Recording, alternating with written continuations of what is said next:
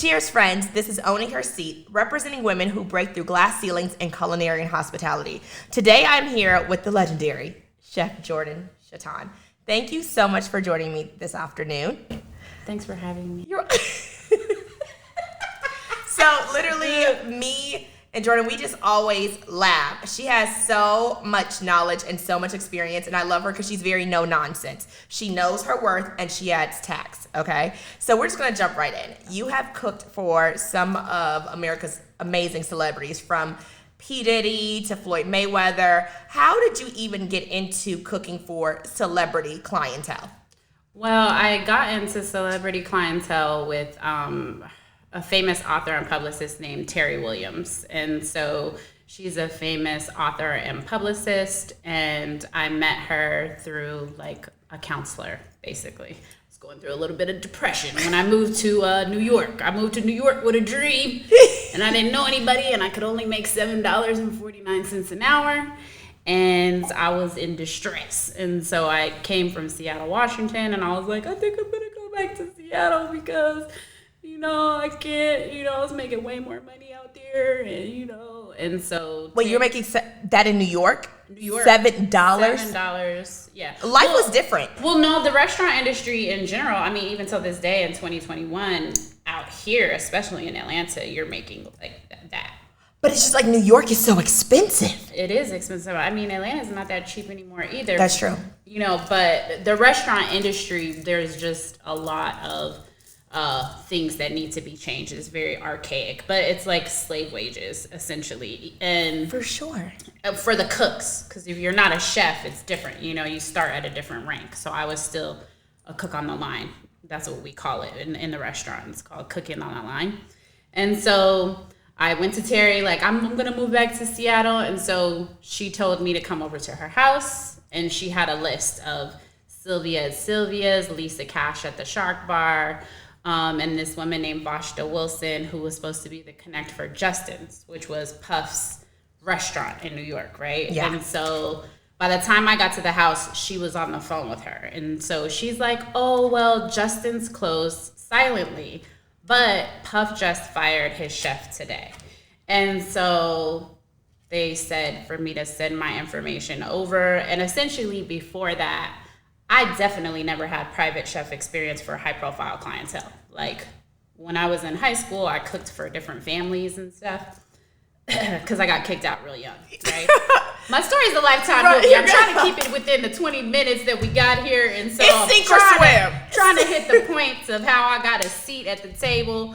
And it's because, I didn't let the circumstances of my life throw me off track. I pretty much used, everything I've been through as fuel.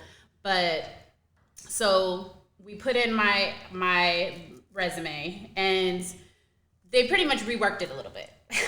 Right. Because they liked me. And they is Vashta Wilson and Dia Sims. And Dia Sims ended up heading up Blue Flame, which was Ciroc, and now she's the head of everything Sean Combs Enterprises. And she just stepped into the weed industry. Love that. And she headed off the campaign for LeBron James' tequila. So Dia Sims is like major. Amazing, right? Yes. And so when I sat down with Dia, she was the chief of staff at this point. And so she's like, how much do you want? You're on call 24/7. Right. Right? That's it. You're on call. And I'm like, I don't know. So I'm like, 45,000. 45,000. So she was like, she stood up. She walked to her door, she closed it, she sat down, and she said, let me tell you something. And she was like, especially as a businesswoman, but a Black businesswoman, you need to know how much you're supposed to be making minimum, and you need to know how much you're supposed to be making maximum, and then you need to know how much you're worth and add tax to it. And I'll never forget the conversation because, mind you, I've never been in these rooms before. This is brand new. Essentially, I'm off the street. I don't know. Like, I've been dreaming about this, but I didn't really, when I was in culinary in Seattle, I'm like telling everybody, I'm moving to New York. I'm going to become a celebrity chef. But I didn't have a plan in between. I just had the dream, Yes, So then I'm there, and I don't know the room that I'm in. You know what I'm saying? And so then I'm like, so it was too low. And she's like, I'm going to give you 72 hours. And then I need you to come back to me with a number, essentially. And so what was that 72 hours like when you're thinking about, like, okay, she didn't say too high, she didn't say too low. She's like, just think about it. Oh, like, she definitely let me know by her response that it was too low. Okay. Clearly. You know what I'm saying? You're cheap. This is too cheap. This doesn't make We're sense. scared of this price, actually, because it's so low. This is crazy, actually. So I called male chefs that I knew. Excuse me. I called male chefs that I knew, and I asked them, like, what should the salary be? And they're like, $250,000, $180,000. And I'm like, hold on, because I've never even grasped that type of salary. I was like 24, 25.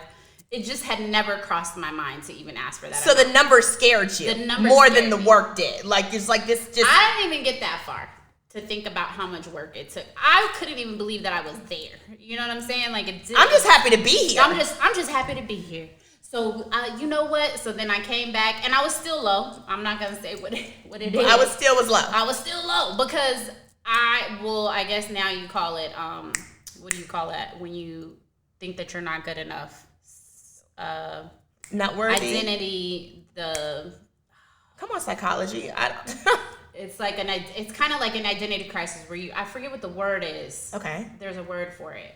But me thinking that I was like an imposter syndrome.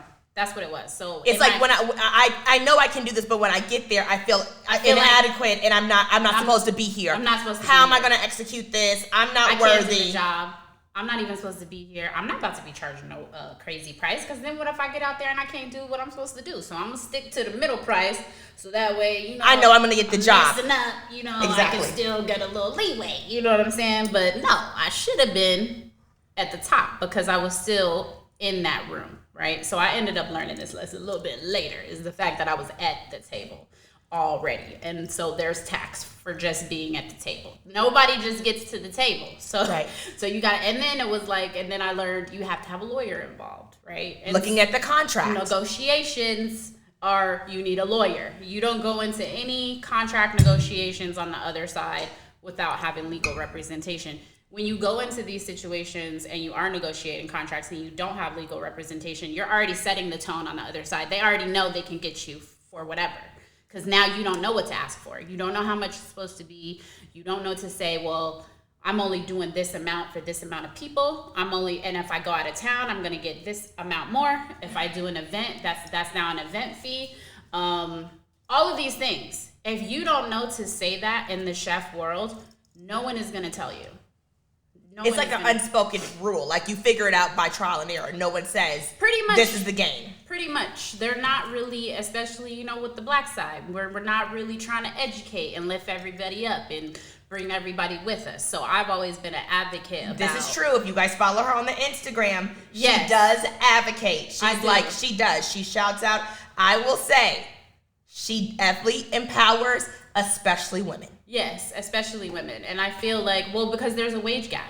And we have to be very honest about that. And it's across the board. It's not just in the chef community. It's in all communities. And so that's why I said, when I figured out what the price ranges were, I went and talked to men. I didn't go talk to other women. I want to know what the men are making.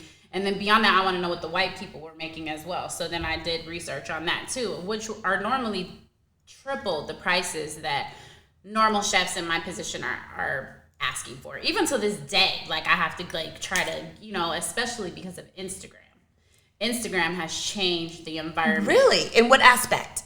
Well, there's lack of quality. There's lack of education. There's lack of safety precautions. There's just a lot of things that I see on Instagram, and I'm like, that's not even safe cooking right there. You're putting people, especially with the to-go food and the meal preps, and there's time temperature abuse. If you put a lid on top of hot food, you can see the condensation under the lid. So anytime I see all these stacks of food and the condensation, I'm not hating on what people are doing, but I'm like, you're not even handling the food properly. That you can ultimately get people sick, right?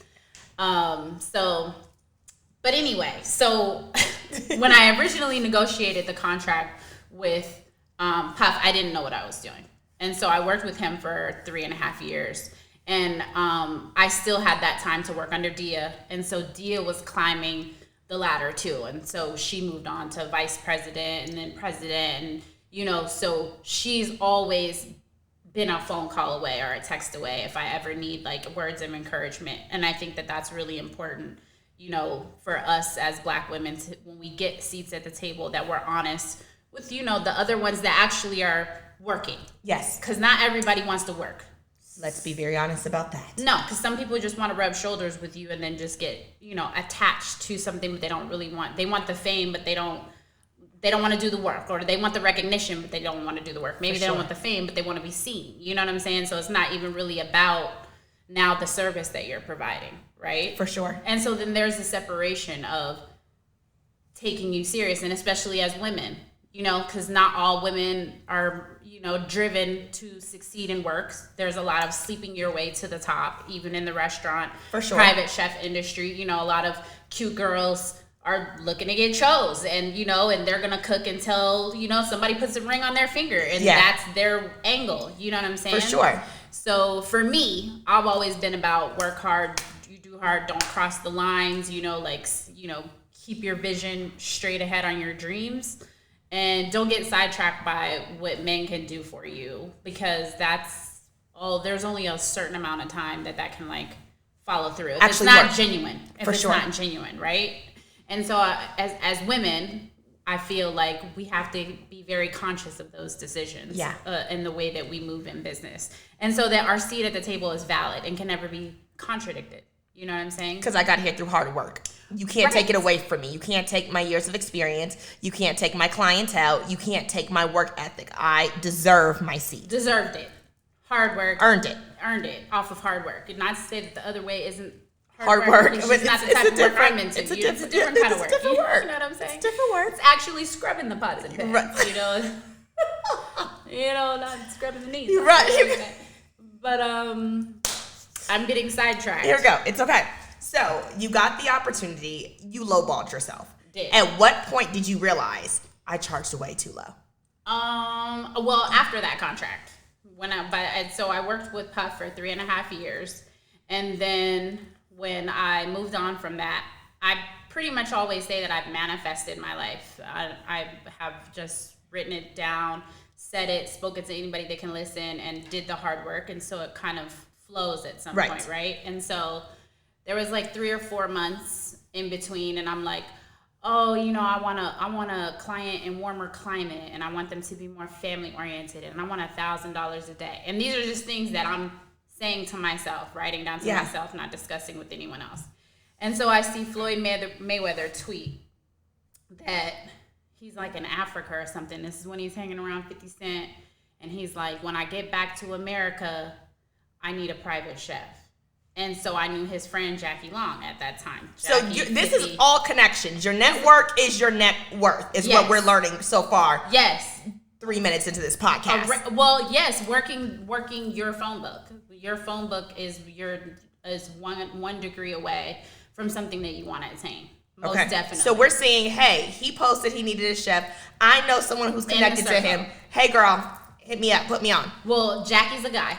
Oh, sorry. No shade, Jackie. Shout out to Jackie. Hey, Jackie. Shout out to Jackie. He's a guy. Okay. But so I reached out to him and was like, yo, you know, Floyd tweeted that he needed a chef. Send him my resume, you know. And it took 2 or 3 months for them to reach out to me, and it was random, and it was like at midnight. And so I'm still living in New York at the time, and I'm like, you know, this is a joke. Like, why are you calling me, Jackie? Stop playing on my phone. But then I can hear a male's voice in the background. Now I know that it's Floyd. But he's like, oh, she thinks I'm playing? All right, well, hang up then. And so then I'm like, this is serious. I'm asleep, and I'm like, okay, well, that's really him. So let me call back. And so at that hour, probably like 1 a.m., talked to his assistant. There was a flight booked for me for the next day. And I probably told like 3 or 4 people that I was, you know, going to go meet with them or whatever. And I'm like, I tweeted on the plane, I'm gonna, you know, take this flight and walk off into my new life. And essentially I worked with Floyd for 4.5 years. And so I just like moved from one contract to the next contract. And in the in-between time of that, I worked with other athletes in Los Angeles. So I would go back and forth. So what did the first contract teach you versus going into the second contract? Well, this is the thing that comes in with Floyd, is that Floyd offered me the $1,000 a day without me having to ask for it. So he's like, I'm gonna pay you $1,000 a day. And I'm like, is this a joke? And he's like, no, like I'm gonna give you $1,000 a day and XYZ. And so I got like a moving bonus, a car, like everything I pretty much asked for with that, I got it, right? And so what that taught me was that it was attainable. And that $1,000 really isn't that much when you have it, right? Yes. And that's always what Floyd said. He's like, so you can't work with anybody else for less than $1,000 a day. Like you can't because that's the standard now, right? And so I'm like, well, yeah, now that I know that it's possible, not to say that everybody has that, but I had to learn that everybody isn't my clientele. So when you try to make people your clientele that are not your clientele, you're not going to get the results that you want, right? Quality over quantity. Quality over quantity, and you just knowing what your worth is. So I know that I'm worth that. So I'm not asking for it at 10 years ago when I wasn't confident, when I didn't understand my power and I didn't understand how good at the food that I put together is, and then now me being focused on wellness, and like Dia said, knowing my worth and adding tax to that. So I learned as I grew with my clients that, everyone isn't put in these situations. Everyone doesn't get to work with these people because now I'm working with the top nutritionists in the country. I now know how to get you to gain weight. I know how to get you to lose weight. I know this diet. I know that diet. And then I became conscious about what I was putting into my body. Right? So that's when the wellness journey starts. Yes. Okay, so we hear wellness all the time. And I think the average person thinks that's drinking some smoothies, doing a little meditation, and going. What exactly is wellness from your experience? How do you incorporate wellness? Well, wellness is a lifestyle change. People like to look at it as more of losing weight, right? And initially, I went into the journey. My mom had passed away from cancer, and I ended up gaining like 80 pounds. Shut up. Yeah, I was almost 200. I was 197 pounds when I was like decided that I had got a relocation contract to Atlanta from Tyler Perry a week after my mom died. I did not tell them that my mom had just died. I took the contract, moved out here. Again, like I knew like one person, my cousin was out here.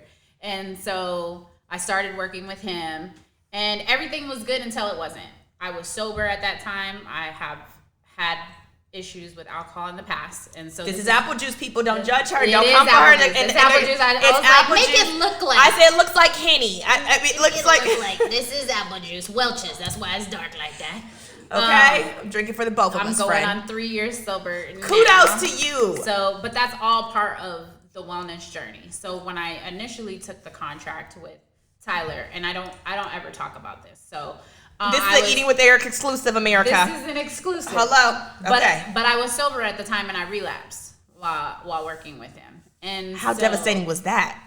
I mean, at the time I didn't care because I was grieving, but was in denial about that I was grieving, and I didn't give myself the time and the space and the grace to grieve. You got to still grind. I still got to work. Well, I didn't have to. I just preferred to keep my mind occupied versus work on healing, because anyone that loses a parent knows that it's like losing a limb, and then you got to learn how to walk again, right? Yeah. And so I wasn't in therapy, so this is all part of wellness. I know that I need to be in therapy. I know that I need to consistently work out, and I know that I need to keep my space clean, and I know that I have to eat healthy. Like it's your body is built in the fridge, like, right? Yeah. But everything else needs to be you need to be on top of it. So if you're not taking care of your mental health, your body's not going to be right either. And that was the missing key, right? So I started working with a trainer. We dissolved my contract with Tyler. I can say that it probably did have to do with the alcohol and us never talking about it, but me knowing that this was a problem of mine that I wasn't vocally admitting out loud to myself, right? And so I spent a few years traveling, and then I'm like, damn, I'm almost 200 pounds. I don't like the way I look. Like, I need to get this figured out. So I hire a trainer, and then I'm working out like 2 times a day, and then I changed my eating habit, and I lost like 10, 15 pounds, but then I plateaued.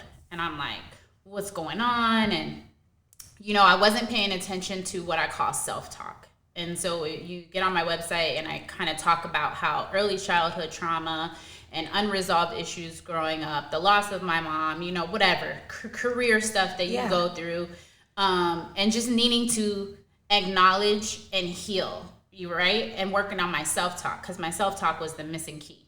Because I was having negative self-talk, I was now creating toxicity in my body. And so when you create toxicity in your body through your mind, it's inflammation. And so you're looking bloated. And so you have to work on all of these things. And so then I had to consciously start telling myself when negative thoughts would arise, these thoughts no longer serve me. This is not true. You know, and I had to say it out loud and to get it out of my head. And so it was a practice. And so every day I had to start changing my mind and changing, you know, and be disciplined. Doing what I didn't want to do. Like, I'm just going to do it. I might grumble when I do it, and catch myself when I'm grumbling.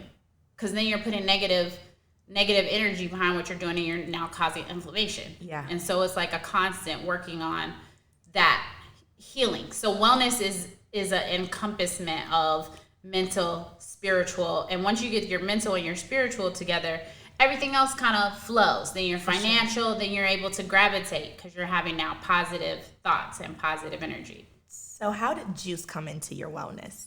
Because literally every single day, this girl is making her celery juice. She's like, I'm like, okay, now she got me making my celery juice, influenced by. So, you know, it's just, how did juice come into being a part of your wellness? Well, juicing kind of has always been part of my story on the back end, and Dreamhampton and Jay Electronica got me into juicing, and they're like in the music industry, and so they're really big on wellness and juicing. And initially I'm like, oh, that tastes gross, you know, but then when I started doing my research, I'm like, oh, you know, like this is like nutrients straight into the bloodstream. It makes sense. We're not cooking it, so we're not losing any nutrients that way. Of course, it's not being reheated, so we're definitely not, you know, losing anything that way. And I just feel like I can see it. So I deal in results. So it's like if I can see it working, then I know it's working, right? And then it clicks. Then it's like, okay, this might be true. So the celery juice I've been doing for 3 years now.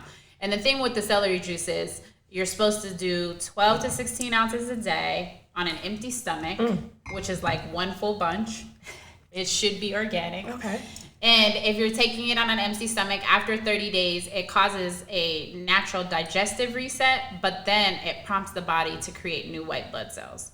And new white blood cells are what's going to fight off disease and, you know, things of that nature. So, of course, we need that. Yeah. And so I don't really believe in Western medicine. I believe in holistic medicine. For sure. So, you know, I do my wellness shots every 3 days, but juicing is real. Like when my mom was going through her cancer, like I know that I put time onto her clock. You know, my friends who had to endure their mothers with cancer, they came to me, they got the juice files for me, and they believe that it added time. You know, it added time because you're keeping the body pure. You know, you're cleaning everything out. So our gut health is the most important. So if we start getting conscious about our gut health, you're looking at me like, what the fuck? Yeah, I get it, but though. I drink my kombucha, but it's bigger than that. It's making it a priority. Yes. Colonics. Well, you start somewhere.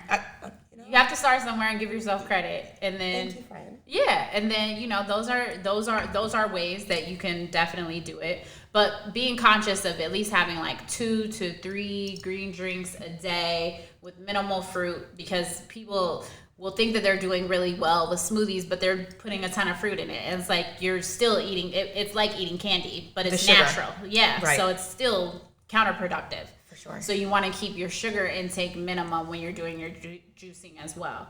But 2 to 3 a day is like, to me, that's like you're living a good life. And of course you still want to, you know, maybe like have 1 or 2 cheat days on the weekend, but you can't cheat every day. You can't cheat and juice every day. Like I try to do, you know, that I've been in this little mode these last 2 months. I've been trying to tell myself that I'm balancing it out, but I'm really not. So I need to like get back into like consciously like being disciplined with what I'm putting into my body, because late night I've been, you know, snacking on ice cream bars. Just a little munch. A little Lay's with some hot sauce. Well, then I'm complaining. But that's how I built my. It's balance. That's why I built my brand off of wellness, is because I know the keys. I love the book. I purchased my copy, okay, and I loved it. Me and my husband, we always use at least one recipe. You guys saw our new juicer. I love it. I mean, it's very simple, because sometimes when you hear like celebrity chef, I don't like to follow it, to be honest. I don't like the word. Well, not saying that I would consider you a celebrity chef, but like when you see celebrity chef, to me personally, it puts like this a negative connotation. It does, though. It really is just like it's gonna be too fancy. I don't want to do it. I like approachable luxury, and everybody knows that who follows me. I like to consider myself the girl next door who wears Chanel. Like, I like it to be simple yet sophisticated. So when it's like, oh, celebrity, I'm like, I don't want it. But the book is downloadable. I love it. It's simple. It's sophisticated. It's not too fancy. It's the perfect mix for me. Did you get kit 1 or 2? Kit 1. Okay. So, and for everyone listening, I designed these wellness kits on my website. And so it comes with 7 days of recipes. 3 days is a juice cleanse. 4 days are vegan, gluten-free recipes. And it comes with the grocery list, menu plans, and a workout, at-home workout in the wellness kit number 1. Because I felt like, for me, when I first getting started with my wellness journey, I wasn't comfortable being in a gym. So I was like, I can incorporate a workout video of what you can do at home for 30 days. So if you follow it for 30 days, you're going to see some results. I don't know what the results going to look like for you, because it's different on everybody's body. But if you do the exercises with the juicing, we're going to see something. And there's a mental health check-in. So that's what it is. It's an e-recipe book with the video and a mental health check-in. Something's gonna pop in 30 days. Something should, if you follow it and take it serious. I'm like, if you have to put yourself first at some point. And I think for working women and even men, you have to schedule your you time like you schedule your work time. Otherwise, it won't be there. Especially when you're super ambitious and you're goal oriented. It's work, and I gotta promote, and then I gotta do this, and it's never ending. And so I'm like, you gotta schedule that you time. So you time is waking up to work out. You time is setting aside an hour to make sure you have juices for 3 days. You time is saying, I'm not answering my phone from this time to that time. Those are all included in your wellness. You have to set better boundaries. Oh, they don't like the boundaries. People don't like the boundaries. The boundaries is usually the missing key. So how did it seems like you've had lots of ups and downs in your career. Yes. How did you find self-worth and find your voice as a woman, especially in a male-dominated industry? Well, pretty much by working with the different people that I have along the way, and my downtimes when I'm hit hard, when the money is not coming in, when I'm being tested of, am I doing the right thing, and so you were asking about the juicing. 3 years ago, I had invested in opening my own juice bar and lost almost $50,000 because I didn't know anything about real estate. I didn't do a background check on the real estate agent. They were not certified. So what do you mean they were not certified? They were not an agent? No, girl.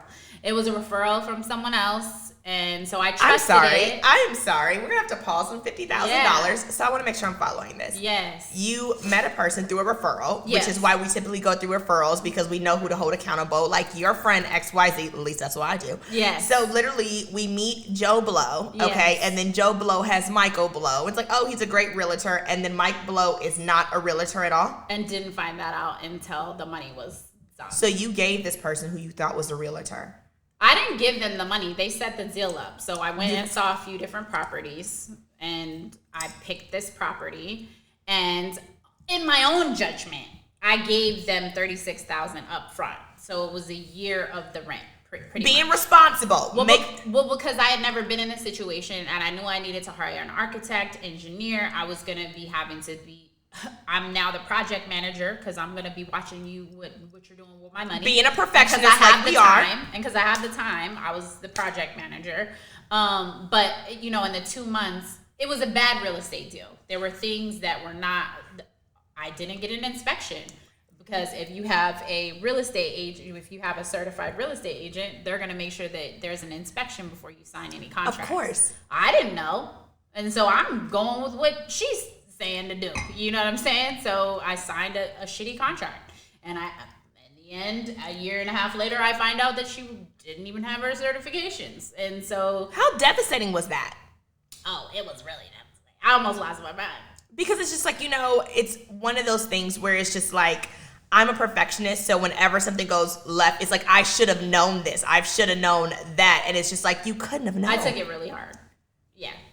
It was because it was right after me leaving the contract with Tyler. I did my traveling, came back, felt renewed. Eat, pray, love. I did. I was did. in Bali for like a month, and I went to Africa, and I was Cuba, and I'm like, oh yes, I'm zen. And then I just walked in full force. Like, I'm genuine. My heart is genuine. Pure. I wear it on my sleeve. Like, if you can get past the wall. She don't play. She don't play, but she does have a good heart. If you can get past the wall, I'm very soft. She's a gem. And I expect, people to be real. And so it wasn't a real, it just wasn't real. But I learned about mechanical, plumbing, and engineering, and I learned that that a real estate, I need to do background checks on real estate agents. Like, you need to do background checks on a man you're dating at a certain age. You need to make sure that people are who they say they are. Especially in Atlanta. Well, in business in general. Atlanta, yes, because Atlanta is a lot of smoke and mirrors. Everybody want to look like they got money because usually they taking money from somebody else in a bad way. You know what I'm saying? And you don't want to be affiliated or attached with that type of business. So I'm just now getting back into the space where I'm like, okay, I'm going to jump back into the juice bar game. So juice bar or bottled juice? I'm debating. Okay. I'm on the fence. What advice would you give someone who's kind of like right now feeling a little broken? Like, grieving, as we know, is an ongoing process. Yes. Self-esteem may not be there that high. They're trying to find their self-worth, confidence. A woman may try and find her voice. What advice would you give them in that process? To actually write out a plan of self-care every day that you can commit to for at least 30 days. So for me, I have to wake up at the same time. I have to give myself at least 15 to 30 minutes where I'm just laying there, and either I'm in silence or I turn on meditation music or something calm, because I had to realize that starting my day right onto the internet or right on Instagram, look at, even in the bed, wasn't giving myself time to fully wake up and not take on energy or outside thoughts, and also being conscious of, if I did want to listen to music, listen to rap, it will get you into a different energy. I love my King Von in the morning, but it's not part of my routine. Well, I have to be conscious of sometimes of getting myself clear and focused of I don't want to listen to rap until 11 or 12 a.m. 11 a.m., 12 in the afternoon. We're not trapping until afternoon. I shouldn't be listening to it at 4 or 5 in the morning. It should be a little calmer, it should be a little calmer wake up. But these are things to when you're in a bad mental state, you have to, or not even bad, if you're in a depressed mental state, you have to be very conscious of what you're feeding your mind and what you're feeding your subconscious, right? For sure. And so working out, and if you can't commit to go into the gym, walk for 45 minutes, do something, you need that movement for me. And when we're talking about snapping out of mental health issues, make your bed, take a shower. When you're suffering and you're in a depressed state, sometimes getting out of bed is the hardest thing. You can't, and especially now with the pandemic, people really aren't leaving their house. They're not making the money that they used to. Now you created this life and now you don't have the money. For sure. And so there's real things going on. And so you have to give yourself the time and space to breathe. And then you have to be able to make a plan of how you're going to get out of it. Yeah. That's really what it is. You have to now figure it out. And so I said 2020 was all about the pivot. Yep. You had to learn how to pivot in 2020. And 2021 is now about applying what we've learned in 2020 for the new way of living. Because we're never going back to what it was before. Never. The middle class might be wiped out right now. If we're being honest about what it looks like in the long run of everything that's happening, the middle class might be wiped out. And so a lot of our stress has to do with money. And so we have to get honest with ourselves about what we can really afford. Because a lot of times we're living outside of our means. And we were brought to our knees last year, if we even made it out, you know what I'm saying? And then people who never expected to lose people. And me, I experienced grief very young with my dad being murdered when I was young. And I've only experienced more and more loss. So I always tell people, give yourself the time to grieve. Yeah. Because you think you're doing yourself a favor, throwing yourself into work, and it ends up being counterproductive. And so you have to just give yourself time and space to grieve. And that's even relationships. Grieve the relationships that are no longer. You have to give yourself time to grieve jobs that are no longer. Yeah. And when it comes That's tough. But when it comes to money and you wanting to get to the next level, you have to be able to say no and turn down stuff. Because I have friends around me who are like, they want to get to the next level, but they keep accepting what's below them. So how do you do that? Let's say, for instance, I want to get to the next level, but Georgia Power is knocking on the door. Okay, Austell Gas ain't too far behind, and we have a mortgage. I want to get to the next level, but I have to pay the bills. Right. Well, Georgia Power, you can pay like 60 on that. Come on, payment arrangement. They'll keep it on if you pay a little 60, you know what I'm saying? So you got to figure out how to work the game. Yeah. Because the game is there. The You game better is, say, the game come on, is there Georgia for Power. you. You know, I mean, you put specifics out there. So I'm trying to, give you a solution to the problem. So you have to be solution based too. Okay. It's like you can't, that's what I learned working with Puff. Is that you can't get caught in the problem. You have to find a solution. And so you listen, you got to dust yourself off. If you got to give yourself a few days, maybe a week, but then you got to think of the plan. Okay, so how am I going to get my rent paid? What do I need to do? And now you're going to plant those seeds and put that energy now into that. That's how you manifest. So now you're like, okay, what can I do? So for me, if I'm like in between, contracts, then I'm doing freelance. And so now it's like, instead of saying I'm not employed, I'm between contracts. You have to be conscious of the words that come out of The self-talk. The self-talk, but also now what you're telling other people to be true about what's going on, because you don't want to send confused messages to the world and into the universe. So you don't want to say, I'm unemployed right now. I'm between contracts, because that's what it is. You're in between something. You're not like, it's not depleted. Now you got to figure it out. And so when contracts come to you that don't serve you, so like a lot of my friends are being offered contracts, they're not being paid right, and they're not being treated right. So you say no, and you have to wait. And you might not be able to go and eat sushi. You might really need to be eating top ramen. So you have to make the decision. Come on, ramen. Come on, sacrifice. Well, without sacrifice, there's no success. Come on, somebody. I'm serious. But I'm serious. So you have to be willing to be broke for a second. Like entrepreneurship is really taught in the hard times. It's not, entrepreneurship is not easy. It's an illusion. We only post what we want people to see. Speaking of posting, so how have you used social media in your business? Because we all know social media is king right now. How have you used that as leverage to further your business rather than just, shits and giggles? Well, I really do shits and giggles. I really haven't used my social media. I haven't built a team yet. So I don't have people in, like somebody to I just post what I feel like posting. And I think that you guys have to get to that point. You have to get to that point to be more business oriented. But I have cleaned it up, right? I've been following her for 4 years. I'm very impressed. You look at it. We have come a long way. You look at it now. You're like, she is a chef. Yeah. She used to show out. Well, okay. And put off confusing energy. It was confusing energy. You're like, girl, you got. I was like, I don't think she's gonna like me. You work for all these people, but you're like, I don't understand. So it's confused message. So advice would you give someone who's starting off as a chef with their?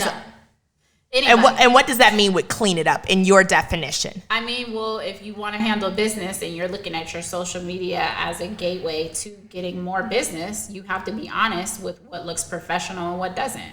And so, maybe twerking in the morning, even though you feel good about it, shouldn't be on your Instagram. Maybe it shouldn't be on there. I mean, I had to leave it up for a few weeks. I took it down, but she got body. Sometimes I gotta remind myself of what's going on. You know what I'm saying? Because if I'm not getting the attention of elsewhere, I have to clap for myself. You know what I'm saying? So sometimes it's not really about everybody else, and it's about me. So when I built my social media, I never built it to get clients, because I got clients from your network. From my network, right. And from people either attending something that I did, they had my food before or whatever, and now I just get called to sit at the table. Now you paid your dues. I've definitely paid my dues, and people call me now. They're like, do you have it? We need you. So we have Here are the terms. Hold up. So do you have any questions for me? I mean, what brought you into the podcast game? So, I always wanted to do a podcast. Like I didn't know. Well, I've always wanted to do a podcast because I've always wanted to tell women's stories. Mm-hmm. And I have, as we all know, I have a very colorful group of network. And I felt like it would be fun just to share women's stories.